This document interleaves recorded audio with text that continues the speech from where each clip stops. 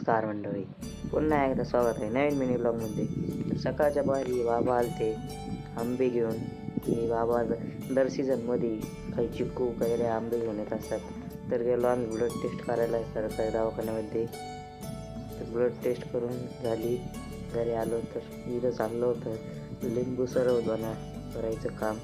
तर लिंबू सरबत करून आणणार डिस्कशन चाललं होतं. तर छोटीला म्हणलं तुला 15 रुपये देईन, तर लिंबू सरबत करून आण सगळ्यांना.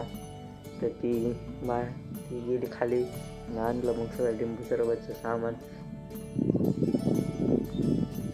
पातेलं मीठ आणि पाणी आणलं. साखरच नाही आणली, परत तिला खाली पाठवलं. लिंबू नव्हतं त्यामुळे सायट्रिक ॲसिड टाकलं, साखर परत आणली.